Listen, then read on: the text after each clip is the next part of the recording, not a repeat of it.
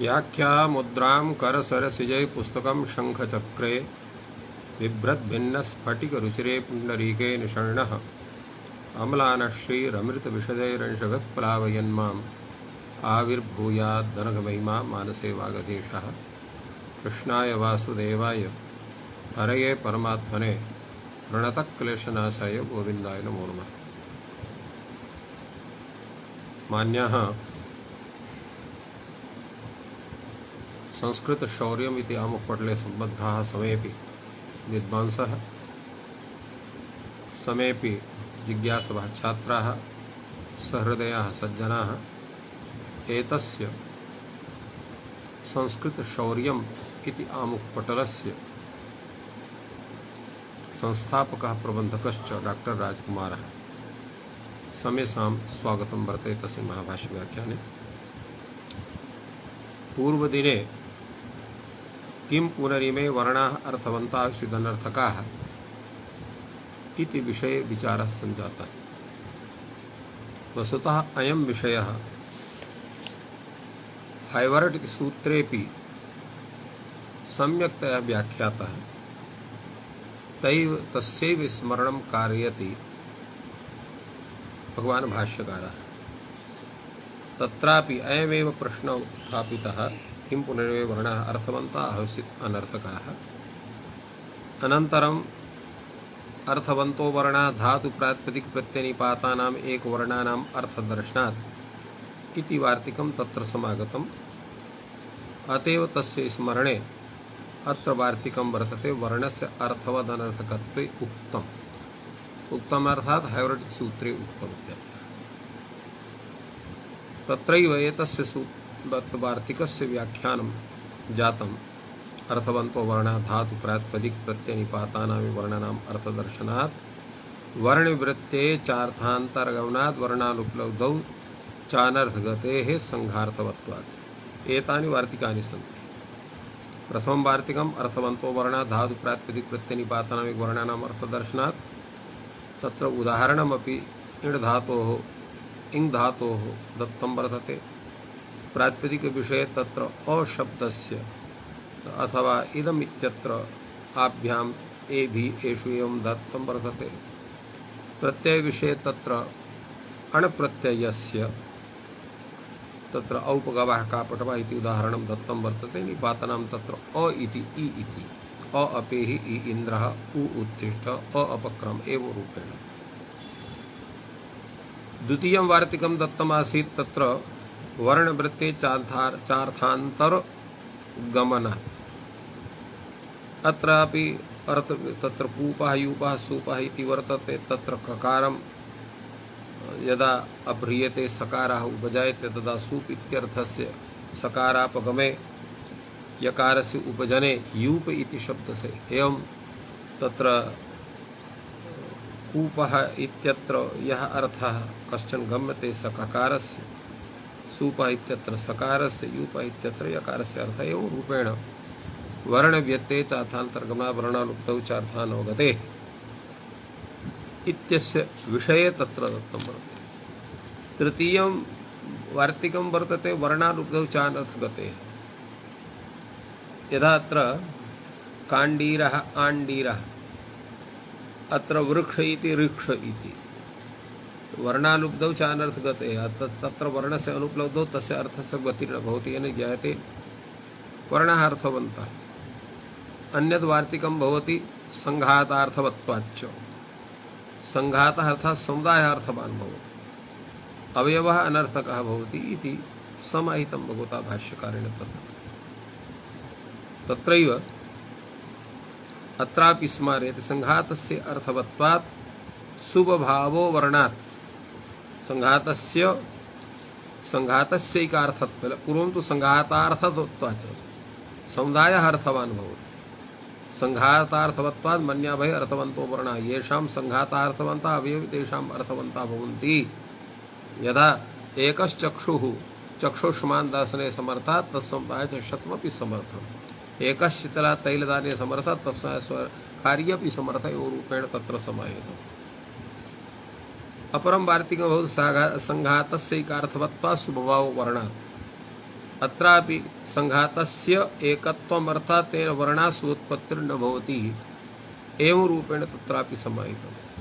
अग्रे अनर्थकाः प्रतिवर्णम् अर्थानुपलब्धेः वर्णव्यत्यापयोजन विकारेष्वर्थदर्शनात् एवं रूपे वर्णानाम् अनर्थकत्वमपि साहितम्। अनर्थकाः वर्णाः प्रतिवर्ण अर्थानुपलब्धेः अनर्थकाः सुवर्णाः कुतः प्रतिवर्णम् अर्थानुपलब्धेन हि प्रतिवर्णम् अर्था उपलभ्यन्ते। किमिदं प्रतिवर्णमिति वर्णमिति प्रतिवर्णम् अर्थात् समुदाय घटकात् वर्णात् प्रत्येकं वर्णात् तथा अर्थोत्पत्तिर्न भवति ज्ञाते वर्णाः अनर्थकाः। एवं तत्र दत्तम् अनन्तरम् एतस्य सर्वस्य परिहारः तत्र सञ्जातः संघातार्थवत्वाच्च अर्थात् वर्णानां समुदायः अर्थवान् भवति एवं रूपेण तत्र समाहितं। तस्मिन् विषये एव तत्र भाष्यकारः पुनः वक्ति तस्य परिहारः संघातार्थवत्वाच्चेति चेद्दृष्टो ह्यतदर्थेन गुणेन गुणिनोऽर्थभावः। किं तात्पर्यम् एतस्य वार्तिकस्य? यदा समुदायः अर्थवान् भवति इति चेत् दृश्यते हि पुनः अतदर्थेन गुणेन गुणिनः अर्थभावः। अतदर्थेन अर्थात् अतत् प्रयोजने भिन्न प्रयोजने गुणेन अर्थात् अवयवेन गुणिनः अर्थात् अवयविनः अर्थभावः दृश्यते। अर्थात् प्रयोजनं विनैव अवयवेन अवयविनः अर्थभावः दृश्यते। तद् यथा एक तंतुः तोक्त्राणे असमर्थः तत्समुदाय समर्थः भवति। यदा एकः तंतुः वर्तते तस्य सः तंतुः तत्र कस्यचित् त्वचां रक्षणे समर्थः न भवति। कथं? तस्य उपयोगः उत्तरीयादिरूपेण भवितुमर्हति। किन्तु यदा तत्समुदायः भवति उत्तरीयं वा भवति कम्बलं वा भवति कम्बलो वा भवति स च त्वक्त्राणे समर्थः भवति। एवमेव कश्चित् बुभुक्षुः जनः एक तण्डुलस्य पाकेन तस्य बुभुक्षायाः शान्तिर्न भवितुमर्हति। अपितु तस्य यः संघातः भवति समुदायः भवति अर्धसेटात्मकं यः कश्चन अधिकं भक्षेत् तर्हि एकसेटात्मकं यत् तण्डुलं वर्धयति तेन बुभुक्षा शान्तिः भवितुमर्हति। अतः इत्थं वक्तुं शक्यते अवयवः अनर्थकः समुदायश्च सार्थकः भवति। एकस्य तण्डुलाश्चित् प्रतिघाते असमर्थः तत्समुदायश्च वर्धितकं समर्थः। वर्धितकम् इत्यस्य अर्थः भवति परिपूर्ण माने पूर्णतया समर्थं भवति इत्यर्थः। एवमेव एकश्च बल्वजः बन्धने असमर्थः तत्समुदायस्य रज्जुः समर्थः भवति।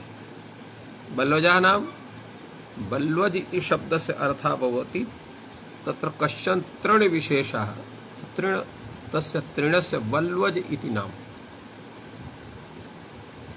कुत्रचित् देशे येन रज्जुनः निर्माणं क्रियते एवं भूताः तृणविशेषाः बहुत्र भवन्ति।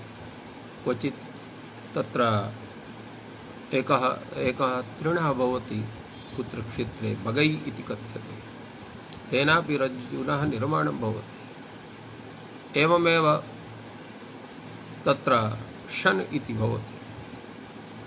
एवं भूतानि तत्र क्षेत्रे बहुत्र एवं तत्र मूज इति भवति। एवं तृणविशेषाः क्षेत्रे देशे भिन्नभिन्नरूपेण वर्तन्ते। तत्रैव कश्चन बल्वजः इति तृणविशेषो वर्तते तेनापि रज्जुनः निर्माणं जायते इति कृत्वा अत्र एकश्च बल्वजः बन्धने असमर्थः तत्समुदायस्य रज्जुः समर्था भवति एवं रूपेण तत्र कथितं वर्तते।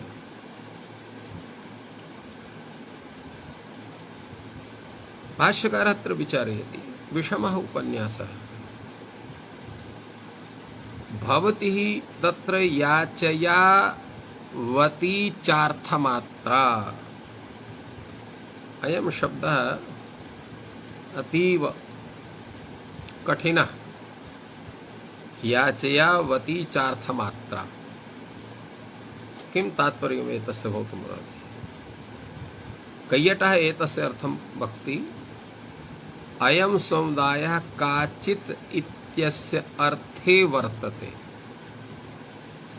याचयावती चार्थमात्रा याचयावती याचयावती चार्थमात्रा। अत्र नागेशभट्टः इत्यस्य अर्थं वदति काचित् प्रयोजन निष्पत्तिः। अयं समुदायः काचित् इत्यस्य अर्थे वर्तते। याचयावती चार्थमात्रा अर्थात् काचित् इत्यर्थे वर्तते अयं समुदायः अर्थात् याचयावती च अत्र काचित् प्रयोजन निष्पत्तिः इति याचयावती चार्थमात्रा इत्यस्य अर्थः उद्योतकारः अर्थम् उद्योतकारः वदति। अर्थात् कुत्र एवं भूतं स्वरूपं भवितुमर्हति। भवति हि कञ्चित् प्रत्येकं तन्तुः त्वक्त्राणे समर्थः। कञ्चित् प्रत्येकः तन्तुः अत्र कञ्चित् इति किञ्चित् इति भवितव्यम्। अत्र कञ्चित् इति लिखितं।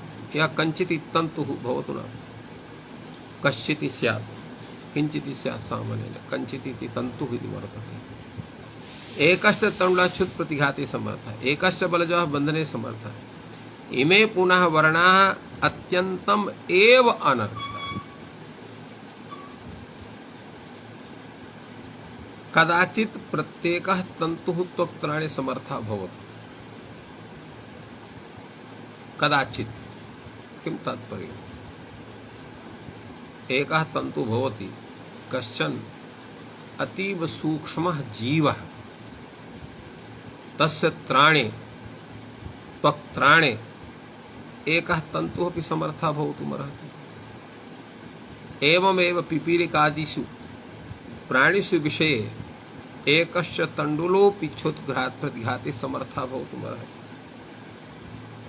एवमेव तस्यैव सूक्ष्मजीवस्य कृते एकश्च बल्लजः अपि बन्धने समर्थः कदाचित् भवितुमर्हति। किन्तु इमे पुनः ये वर्णाः तत्तत् पदघटकाः वर्तन्ते ते अत्यन्तम् एव अनर्थकाः अर्थात् तेषां न कश्चन अपि अर्थः भवितुमर्हति इति एतस्य तात्पर्यम्। अपरमपि उदाहरणम् एतस्य भवति वर्णानाम् अनर्थकत्वविषये। यथा तर्हि रथाङ्गानि विहितानि प्रत्येकं वाजिक्रियायां प्रति असमर्थाः भवन्ति। यदा रथः भवति तस्य यानि अङ्गानि सन्ति तत्र तानि अङ्गानि पृथक्तया यानि भवन्ति ते गमनक्रियां प्रति समर्थाः न भवन्ति। ते गमनं कर्तुमर्हन्ति। किन्तु यदा तेषाम् अङ्गानां यथा यथं संयोजनेन रथः इति स्वरूपं भवति तदा रथः गमनक्रियायां समर्थः भवति। एवमेव पदघटकाः ये वर्णाः सन्ति ते प्रत्येकं स्वीयम् अर्थं दातुं समर्थाः न भवन्ति। किन्तु प्रत्येकं वर्णाः समुदायघटकाः सम्मिल्य ते एकस्य अर्थविशेषस्य उपस्थापकाः भवन्ति।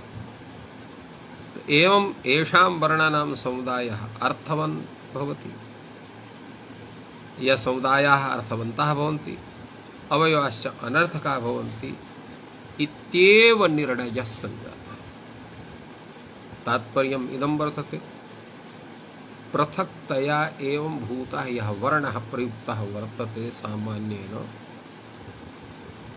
यथा धातु विषये, निपात विषये, प्रातिपदिक विषये वा अन्यत्र स्वतंत्र रूपेण तेषाम् अर्थवत्ता वर्तते, किन्तु पदघटकाः अनेक वर्णवान् वर्णवत् यत् पदं तद्घटकाः ये वर्णाः, यतो हि वर्णात्मकम् अपि पदं भवति, यथा कः इति, अह इति, इह इति, एतानि वर्णात्मकानि पदानि, किन्तु वर्णसमुदाय रूपं यत्र पदं, यथा रामः, घटः, ईश्वरः, एवं रूपेण अत्र घटकाः ये वर्णाः सन्ति ते पृथक्तया स्वीयम् अर्थं दातुं समर्थाः न भवन्ति, किन्तु तेषां वर्णानां यः समुदायः ईश्वरः, रामः, घटः एवं रूपः, सः स्वार्थदाने समर्थः भवति सम्यक्तया। अनेन आगतं यत् एवं भूतः कश्चन वर्णः यत् यस्य अर्थः प्रसिद्धः वर्तते स तु तत्र अर्थवान् भवति, किन्तु यः पदघटकः वाक्यघटकः कश्चन वर्णः सः अर्थवान् न भवति, अनर्थकः भवति। अनर्थकत्वात् तस्य प्रातिपदिकसंज्ञा न भवितुमर्हति इत्येव साधितं भगवता भाष्यकारेण, तत्रापि अर्थात् हैवरटिक सूत्रेपि साधितम्, अत्रापि साधितम्। अतएव नागेशभट्टः लघुशब्देन्दुशेखरे अर्थवत्तस्य यत् परिष्कारं कृतवान्, एतत्संज्ञा फलभूत व्यक्ति इतर संव्याहारानपेक्षया लोकेर्थ विषयक बोधजनकत्वम् अर्थवत्वम्। एतादृशं लक्षणम् अर्थवत्वस्य तत्र केवले कः कौके इत्यादिषु स्थलेषु अह औ आह इह इ यः इत्यादिषु स्थलेषु तत्र एतत्संज्ञा फलभूत विभक्ति इतर संव्याहारानपेक्षया लोके अर्थबोध विषय अर्थ लोकेर्थ विषयक बोधजनकत्वं तस्मिन् ककारे अकारे इकारे समायातम् अतः अर्थवत्वात् प्रातिपदिकसंज्ञा भवति। किन्तु रामघटकः यः रकारः सः एतत्संज्ञा फलभूत व्यक्ति संव्याहारानपेक्षया लोकेर्थ बोध अर्थ विषयक बोधजनकः नास्ति, अतः तत्र अर्थवत्ता न वर्तते इति अर्थवद्ग्रहणस्य मुख्यं फलं जायते। इत्थं भगवता भाष्यकारेण सम्यक्तया प्रतिपादितम्। अधुना एकः नूतनः प्रश्नः, यतो हि अस्माकं सिद्धान्तः अपदं न प्रयुञ्जीत। यदा अपदं न प्रयुञ्जीत इति कथनं वर्तते तदा प्रश्नः भवति अधिपरि अनर्थको। तत्र अधिशब्दः परिशब्दः यदा अनर्थकः भवति तदा तस्य कर्मवचनीयसंज्ञा भवति। यदा अनर्थकौ एतौ निपातौ भवतः तदा अनयोः प्रातिपदिकसंज्ञा कथं भवितुमर्हति इति प्रश्नः।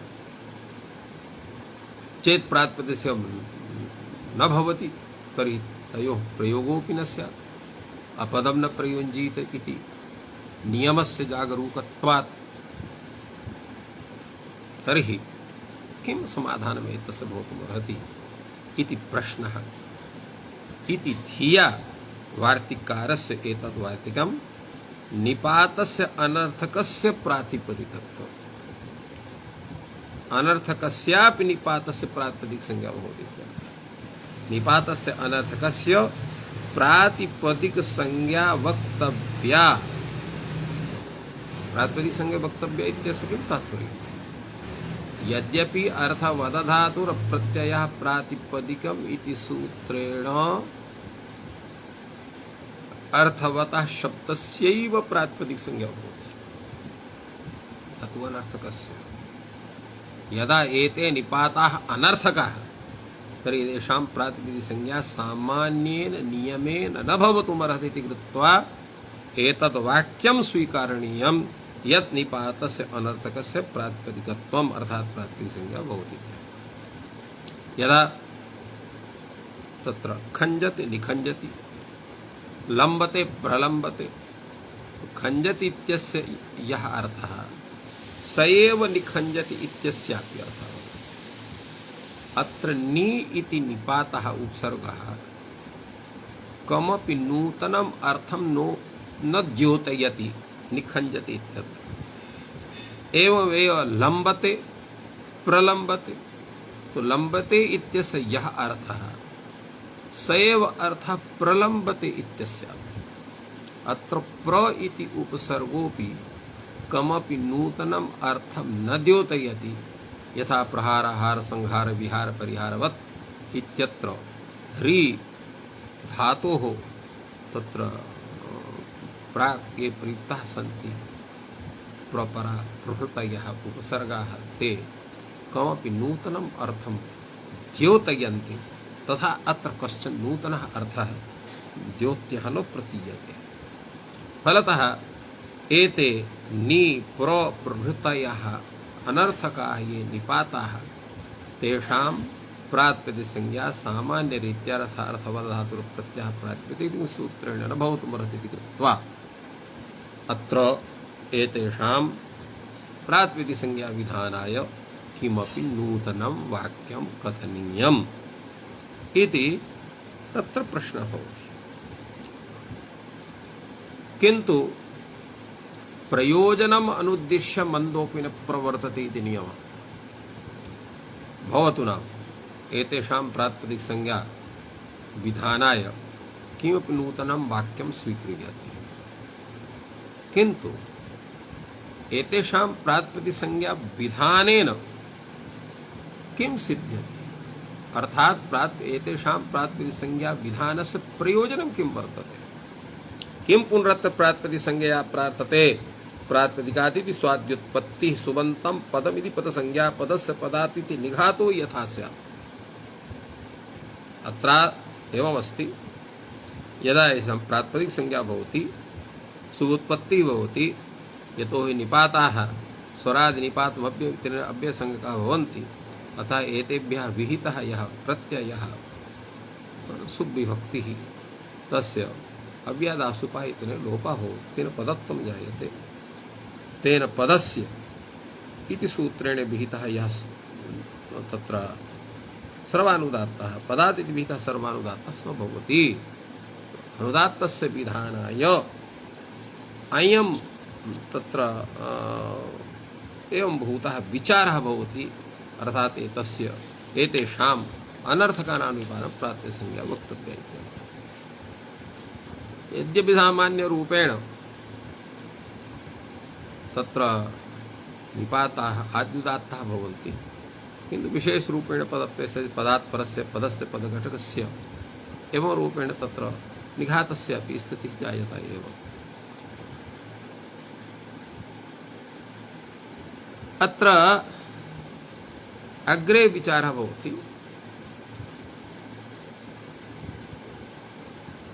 यत् नैतदस्ति प्रयोजनम्। एतत् प्रयोजनं निपातानां प्रातिपदिक संज्ञा विधानस्य नास्ति। कथं सत्यामपि प्रातिपदिक संज्ञां स्वाद्युत्पत्तिर्न प्राप्नोति, अर्थात् प्रातिपदिक संज्ञायां जातायामपि तत्र स्वादयः प्रत्ययः न भवितुमर्हति। प्रश्नः भवति यत् सूत्रं यत् वर्तते शौचषोच्छष्टाभ्यां भिस् गेभ्यां भ्यस् घसिभ्यां भ्यस् घसो साम्यो सुप्, तत्सूत्रं किं कथयति? जन्ता तावन्तात् प्रातिपदिकाच्च स्वादयः प्रत्ययाः स्युः। एतानि निपातानि प्रातिपदिक संज्ञानि यदा भवन्ति तदा एतेभ्यः स्वादुत्पत्तिः स्यादेव। कथम भगवान कथयति सत्याम विप्रात्पत्ति संज्ञां स्वादित्वत्र न प्राप्नोति किं कारणमेतस्य विषये भाष्यकारः प्रतिपादयति एवमस्ति प्रातिपदिका स्वादित्वत्तिर्भवति किन्तु कस्यचित् अर्थविशेषस्य उपपत्तये भवति कश्च अर्थविशेषः तत्र उच्यते तत्र प्रातिपदिकार लिंग परिमाण वचनमात्रे प्रथमा कर्मणि द्वितीया कर्तृकयोस्तृतीया चतुर्थी संप्रदाने अपादाने तत्र अपादाने पंचमी एवं रूपेण तत्र एवं भूतानि षष्ठी सप्तम्यधिकरणे च एवं भूतानि सूत्राणि द्वे गुरुद्विवचनैकवचने बहुषु बहुवचनम् तो यत्र एकत्वस्य द्वित्वस्य बहुत्वस्य विवक्षा भवति यत्र च प्रथमा विभक्तेः द्वितीया विभक्तेः तृतीयादि विभक्तेः विभक्तीनां तत्र विवक्षा भवति तदा स्वादयः प्रत्ययः भवन्ति यतो हि एतानि सूत्राणि नियामकानि सन्ति नियम्यं च भवति सौजस्मौषि इति सूत्रम् अतः अत्र प्रातिपदिक संज्ञायां जातायामपि स्वादित्पत्तिः न भवतु परन्तु न हि प्रातिपदिक संज्ञायां स्वादित्पत्तिः प्रतिता किं तर्हि एकत्वादिषु अर्थेषु स्वादयः विधीयन्ते अत्र एकत्व द्वित्व बहुत्व एवं प्रथमादि विभक्ति रूपा ही अर्थाः सन्ति तेषु अर्थेषु विद्यमानेषु स्वादयः प्रत्ययः विधीयन्ते अत न चैषाम् एकत्वादयः सन्ति ये अनर्थकाः निपाताः तेषाम् एते अर्थाः न भवन्ति वस्तुतः पंचकं प्रातिपदिकार्थः तो पंचकं प्रातिपदिकार्थः इति पक्षे तत्र जाति व्यक्ति लिंग संख्या कारक एतानि सन्ति प्रातिपदिकानाम् अर्थविशेषाः यदा एकत्वस्य विवक्षा भवति द्वित्वस्य विवक्षा भवति बहुत्वस्य विवक्षा भवति प्रथमादि विभक्तीनां विवक्षा भवति तदा तेषां द्योतनाय एतेषु प्रत्ययाः तेभ्यः विधीयन्ते अतः एतेषां प्रत्ययानां विधानम् एकात्वादीनाम् अर्थानां तत्र अभावात् एतेषां विधानं न भवितुमर्हति इति अयं न चैषाम् एकत्वादयः अर्थः भाष्यकारः कथयति नैष दोषः अविशेषेण उत्पद्यन्ते उत्पन्नानां नियमः क्रियते अविशेषेण उत्पद्यन्ते इत्यस्य किं तात्पर्यम्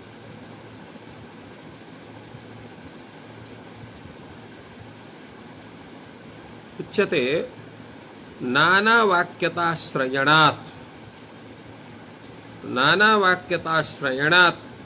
तत्र अविशेषेण एते उत्पद्यन्ते यतो हि नियमः कस्य भवति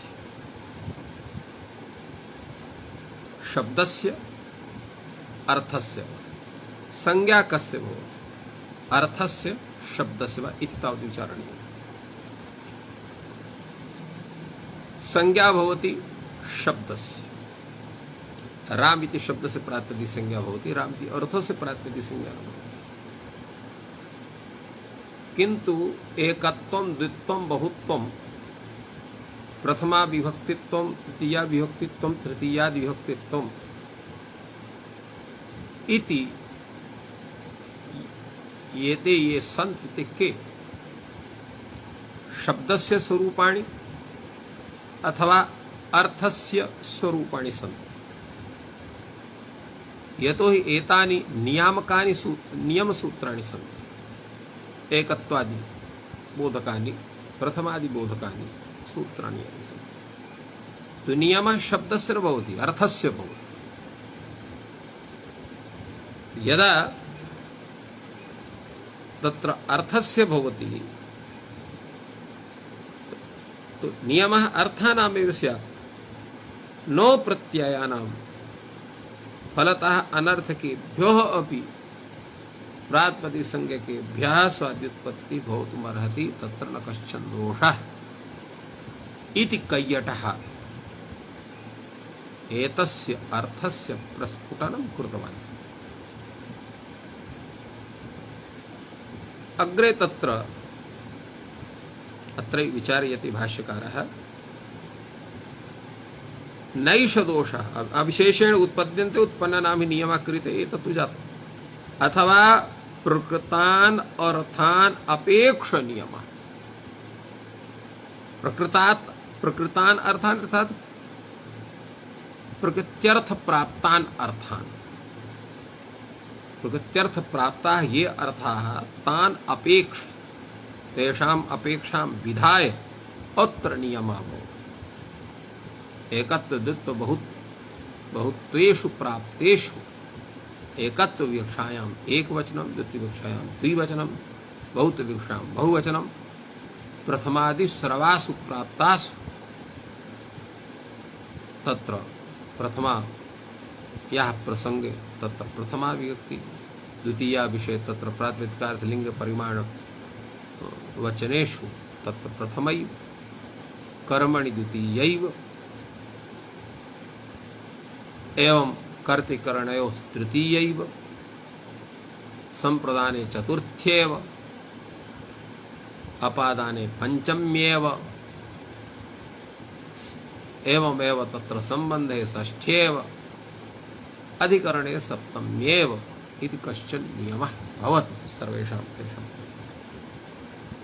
अतएव प्रकृतान् अर्थान् अपेक्षणीयः प्रश्नः भवति केच प्रकृताः अर्थात् प्रकृति प्राप्ताः अर्थाः के भवन्ति। भाष्यकारः समाददाति एकत्वादयः एकत्वादयः अर्थात् प्रकृति प्राप्ता भवति अर्थात् एकत्व बहुत विवक्षायाम् एकस्मिन्नेव अर्थे एकवचनं न द्वयोः न बहुषु एकत्व विवक्षायाम् एकवचनम् एव द्वित्व विवक्षायां बहुत विवक्षायां एकवचनं न भवति एवं द्वित्व विवक्षायां द्विवचनमेव द्वयोः अर्थयोः द्विवचनं न एकस्मिन् न बहुषु एकत्व विवक्षायां बहुत विवक्षायां द्विवचनं न भवति एवं बहुषु अर्थेषु बहुवचनं नैकस्मिन् न द्वयोः एवं बहुत विवक्षायां बहुवचनस्य नियमनं भवति तत्र एकत्व विवक्षायां द्वित्व विवक्षायां बहुवचनस्य नियमनं न भवति। इत्थम् अत्र भगवता भाष्यकारेण प्रतिपादितं। पुनः अथवेत्यादिना कथयति अथवा आचार्य प्रवृत्तिर्ज्ञापयति अनर्थकानामपि एतेषां भवत्यर्थवत् कृतम् इति यदयम् अधिपरि अनर्थको इत्यनर्थकयोः गत्युपसर्ग संज्ञा बाधिकां कर्मचनीयां संज्ञां शास्ति। अत्र प्रथमः यः अथवः इति कथन विशेषः वर्तते अथवा प्रकृतान् अर्थान् अपेक्षणीयः इत्यत्र अथवा इति कथनस्य का आवश्यकता वर्तते। तदा उच्यते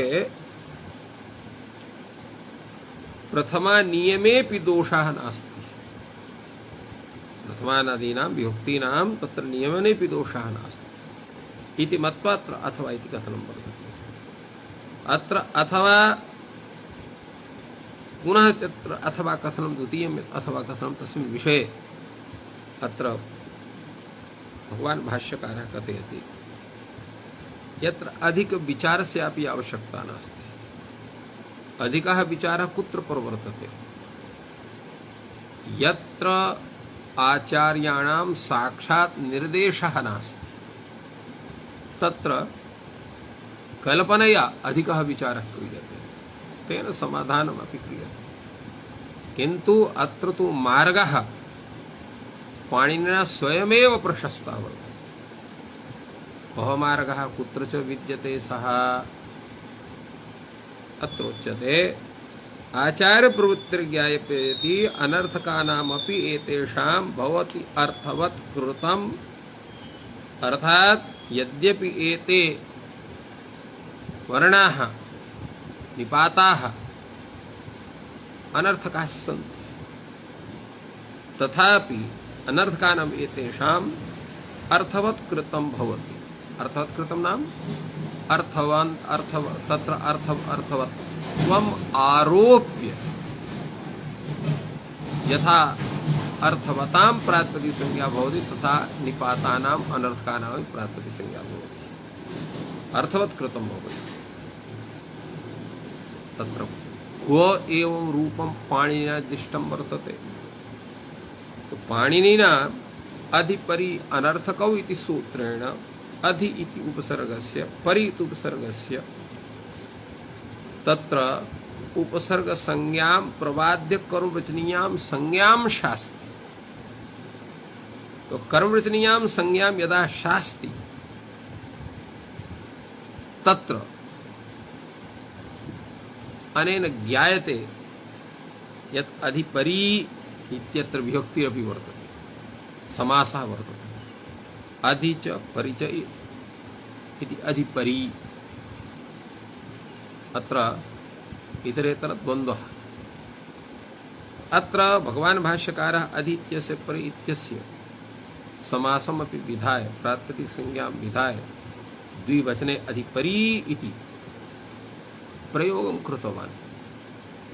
तो अधिपरि अनर्थको इत्यनर्थकयोः अत्र एतेषां यद्यपि गति संज्ञा भवति उपसर्ग संज्ञा भवति क्रियायोगे तत्र गति संज्ञा अपि भवति उपसर्ग संज्ञा भवति। तां गति उपसर्ग संज्ञा द्वयं तं प्रवाद्य अत्र सूत्रकारेण कुवचनीय संज्ञा विधीयते अनयोः अनेन ज्ञायते अनर्थक विषयेपि ये निपाताः सन्ति अनर्थकाः तेषां प्रातिपदिक संज्ञा भवति इत्यर्थः। तो एवं सूत्रकारस्य सूत्रद्वारेणैव ज्ञापनं विधाय यदा प्रातिपदिक संज्ञायाः विधानं कर्तुं शक्यते तदा पृथक्तया अनर्थकानां निपातानां प्रातिपदिक संज्ञा विधानाय किमपि वचनं नैव करणीयम् इत्यर्थः इति सिद्ध्यति। अत्र अपरोपि विचारः भवति।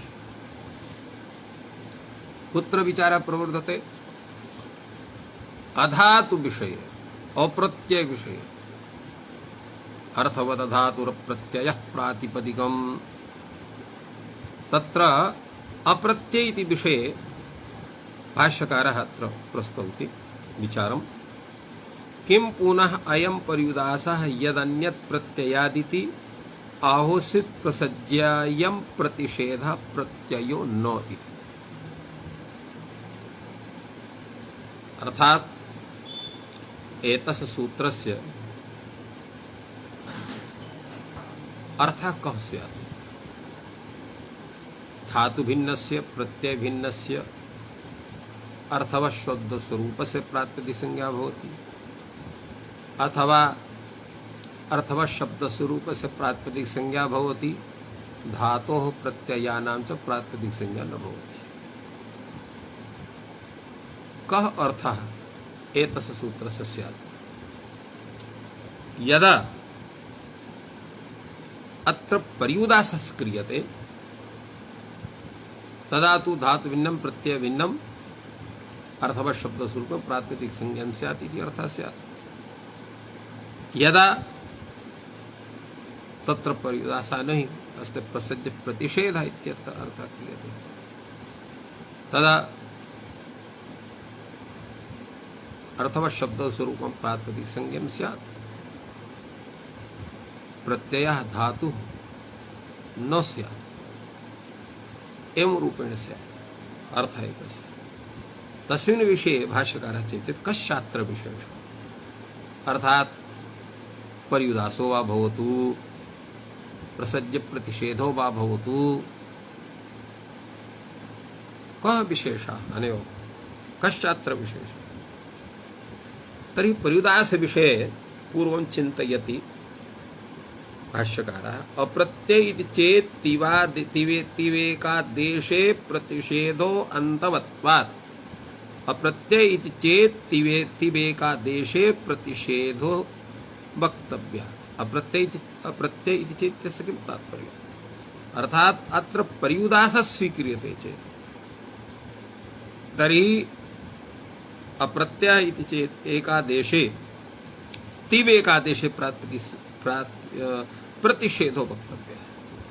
अत्र तिवेकादेशे प्रतिषेधो वक्तव्य इति उक्तं वर्तते। तो तिवेकादेशः इत्यत्र तिपासः एकादेशस्तु तथा न दृश्यते प्रातिपदिक संज्ञादि विषये।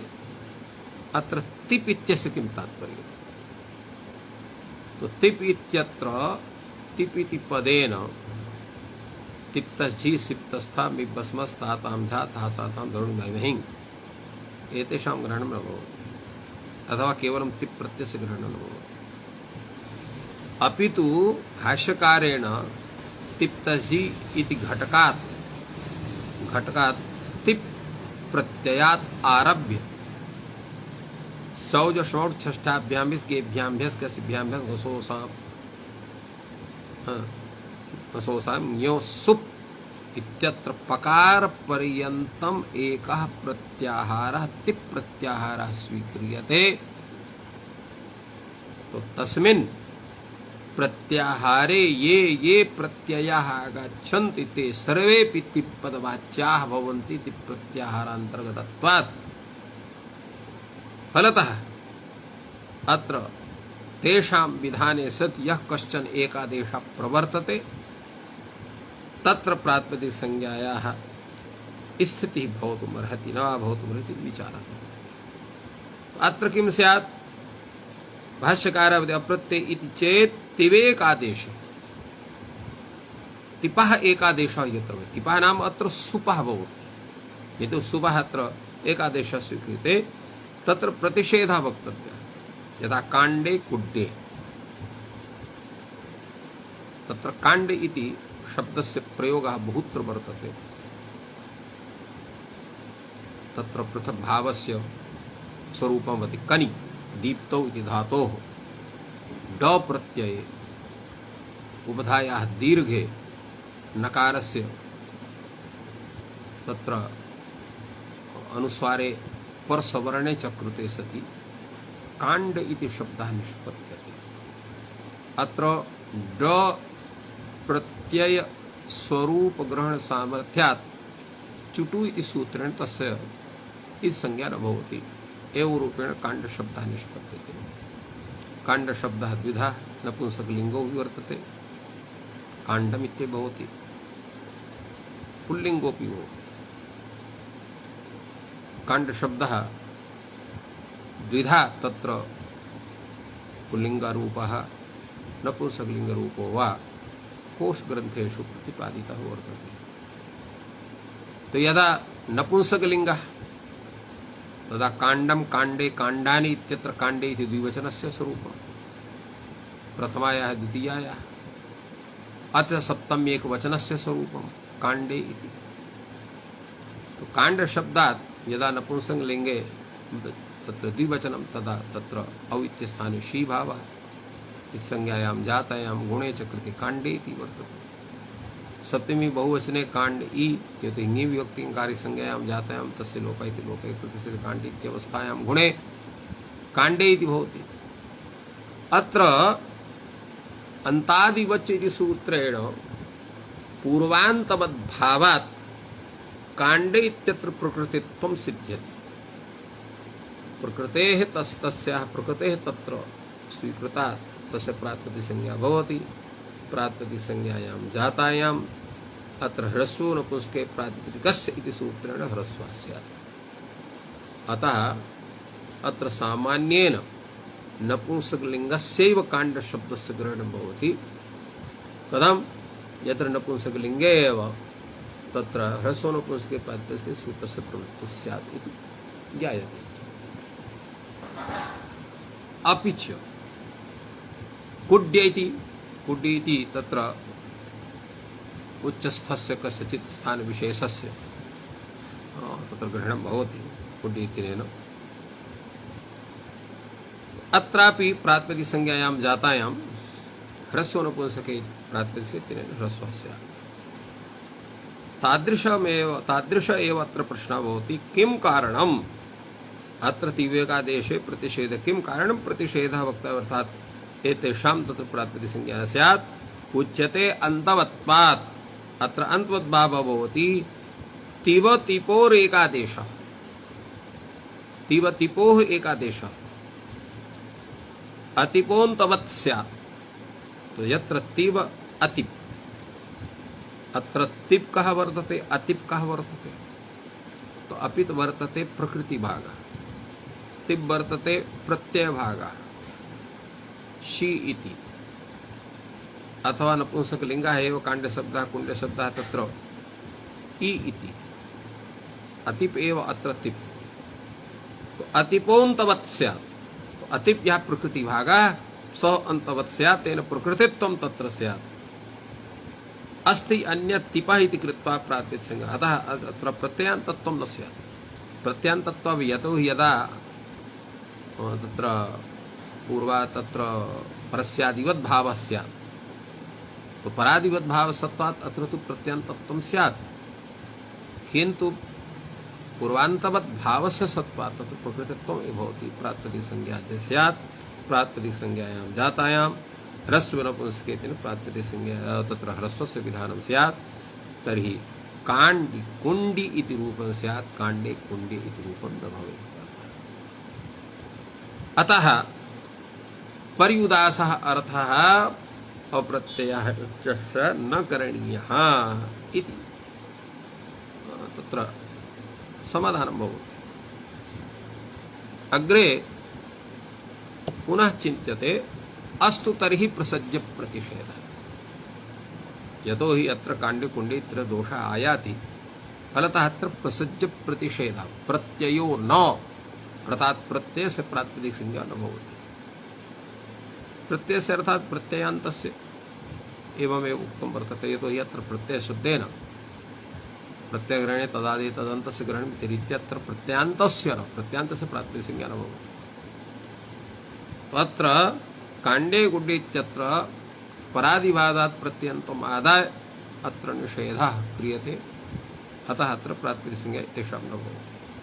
न प्रत्यय इति चेत् उङ्गेकादेशे प्रतिषेधः आदिवत्वात् न प्रत्यय चेत् उङ्गादेशे प्रतिषेधः प्राप्नोति ब्रह्मबन्धुः।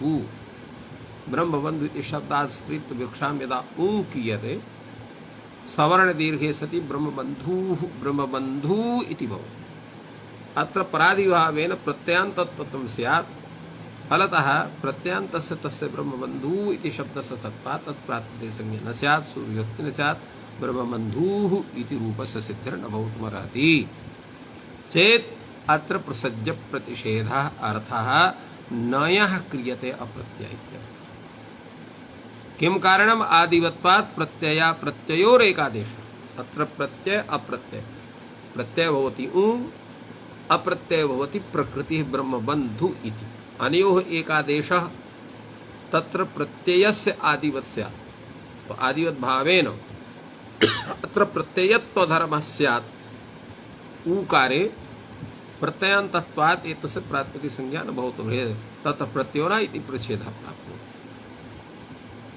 अत्रापि तत्र प्रश्नः भवति किं पुनरपि प्रातिपदिकसंज्ञया परार्थे अर्थात् पदसंज्ञा भवति चेत् तर्हि कः दोषः इत्यर्थः उच्यते प्रातिपदिकादि स्वाद्युत्पत्तिर्यथा स्यात् प्रातिपदिकसंज्ञायां जातायाम् अत्र स्वाद्युत्पत्तिर्भवितुमर्हति। भाष्यकारः कथयति नैष दोषः अत्र दोषः नास्ति। आचार्यप्रवृत्तिर्ज्ञापयति उत्पद्यन्ते उङन्तत्वास्वादयः। आचार्यप्रवृत्तिर्ज्ञापयति अर्थात् आचार्यः स्वयमेव कथयति यत् उङन्तादपि स्वादयः प्रत्ययः भवन्ति। कथं भवन्ति तो अत्र वस्तुतः तद् प्रातिपदिकग्रहणे लिङ्गविशिष्टस्यापि ग्रहणम् इति परिभाषया यतो हि ज्ञाप प्रातिपदिकात् इत्यस्य अधिकारस्य सत्त्वात् ज्ञन्तात् आवन्तात् प्रातिपदिकात् च स्वादयः प्रत्ययः स्युः। अत्र ज्ञन्तात् आवन्तात् भवितुम् अर्हन्ति किन्तु तो ज्ञन्त इति कथनेन ङीप् ङीस् ङीन् एतेषां त्रयाणां ग्रहणं स्यात्। आप इति कथनेन टाप् चाप् डाप् एतेषां त्रयाणां ग्रहणं स्यात्। किन्तु अन्येऽपि त्रयः प्रत्ययाः स्त्रीलिङ्गे प्रसिद्धाः सन्ति। के च ते? तो तत्र ऊङ् प्रत्ययः, ति प्रत्ययः, ष्फ प्रत्ययः। यद्यपि ष्फा प्रत्ययान्तस्य पृथक्तया प्रयोगः न भवति, तत्रापि षित् गौरादिभ्यश्च इत्येन षित्वात् ङीषि कृते सति एव प्रयोगः भवति। तथापि ति प्रत्ययान्तस्य युवति इत्यस्य एवमेव ऊङ् प्रत्ययान्तस्य बधूः, ब्रह्मबन्धुः इत्यादि शब्दानां प्रयोगः भवति। एतेषुभ्यः शब्देभ्यः प्रातिपदिकसंज्ञायाः अभावात् स्वाद्युत्पत्तिर्न भवितुमर्हति इति कृत्वा प्रातिपदिकग्रहणे विशिष्टस्यात् ग्रहणम् इति परिभाषया अत्र प्रातिपदिकत्वम् आरोप्य ब्रह्मबन्धु शब्दात्, बधू शब्दादपि एवं भूतः पंगु शब्दादपि एतेभ्यः सर्वेभ्यः शब्देभ्यः स्वाद्युत्पत्तिर्भवति इति विचार्य अत्र ऊगन्तत्वात् स्वादयः इति भगवान् भाष्यकारः। अपि च अपरोप तत्र तर्कः वर्तते, यदयं नोङ् धातोः इति विभक्ति स्वरस्य प्रतिषेधं शास्ति। नोङ् धातोः इति सूत्रं वर्तते, तच्च सूत्रं कथयति तत्र ऊङ् विषयकः धातु विषयकः यः यण् तस्मात् परः परे ये सषादयः विभक्तयः ताः उदात्ताः न भवन्ति। यदा उगन्तात् धातोश्च प्रत्यया तत्र अनयोः यः यण् तस्मात् पराः यः सषादयः विभक्तयः ताः उदात्ताः न भवन्ति इति उदात्तस्य उदात्त विधानस्य निषेधः क्रियते। तो यदा ऊङ् प्रत्ययान्तात् धातोश्च प्रातिपदिक संज्ञा भवति तदैव तद्विषयकः यः यण् तस्मात् परः सषादयः विभक्तौ उदात्ताः प्राप्त तत्र पूर्वं तत्र उदात्तस्य प्राप्तिः भवति, उदात्तस्य अनन्तरं निषेधः, प्राप्तौ सत्यां निषेधः। तो यदा विभक्तयः न भवन्ति तर्हि नोङ् धातोः इति सूत्रस्य चरितार्थः कथं स्यात्? अनेन ज्ञायते यत् ऊङ् प्रत्ययान्तात् एवं तत्र अवशिष्टात् धातोः अपि प्रत्ययः भवति प्रातिपदिकत्वात्। यदा तद्धातु इत्यस्य तात्पर्यं योधरते यत्र क्युप् प्रत्ययः, तत्र ण्वी प्रत्ययः, क्विन् प्रत्ययः एतेभ्यः धातुभ्यः भवति। तादृशः क्विन्नन्तः, क्विबन्तः, ण्व्यन्तः यः शब्दः भवति, यथा ण्वी प्रत्ययान्तः शब्दः वाक् इति स्यात्, एवं क्विन् प्रत्ययान्त तत्र क्युप् प्रत्ययान्तः शब्दः स्त्रीलिङ्गे सम्पत्, विपत् एवं भूताः ये शब्दाः सन्ति, तेषां तत्र प्रातिपदिकसंज्ञा न भवितुमर्हति। किन्तु अत्र प्रातिपदिकसंज्ञा भवति। अनन्तरं तेभ्यः विहितः यः प्रत्ययः तयोः यः यण् तत्र सन्धिः भवति, तत्र यणः परः सषादयः विभक्तः तत्र उदात्ताः न भवन्ति इति रूपेण ऊङ् धातुः इति सूत्रस्य तत्र तात्पर्यं वर्तते। अनेन ज्ञायते यत् एतेभ्यः विभक्ति विधानं भवति, यद् विभक्ति स्वरस्य प्रतिषेधं शास्ति इति सूत्रम् इति विचारः।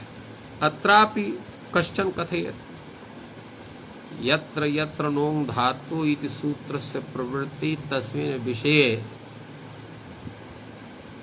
एव केवलं नियमः भवितुमर्हति, तेषां तत्र प्रातिपदिकसंज्ञा भवतूनां तेभ्यः सुत्पत्तिरपि स्यात्, तेभ्यः परस्य तेभ्यः अनयोः विहितः यः यण् तस्मात् पराः यः सषादयः विभक्तः ताः उदात्ताः न भवन्तु नाम।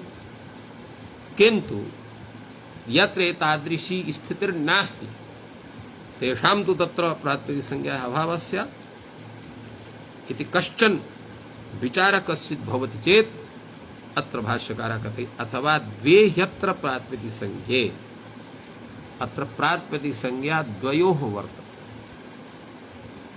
प्रकृतेरपि प्रत्ययान्तस्यापि अतएव कथयति अवयवस्यापि समुदायस्य अवयवः कः तो पदे अवयवौ द्वौ भवतः एकः प्रकृति एका प्रकृतिः अपरश्च प्रत्ययः अतएव पदविषये तत्र विभक्ते प्रकृतेः प्रत्ययश्च प्रकृतिः प्रत्ययश्च उभौ अपि वर्णस्फोट विषये वर्णपदवाच्यौ भवतः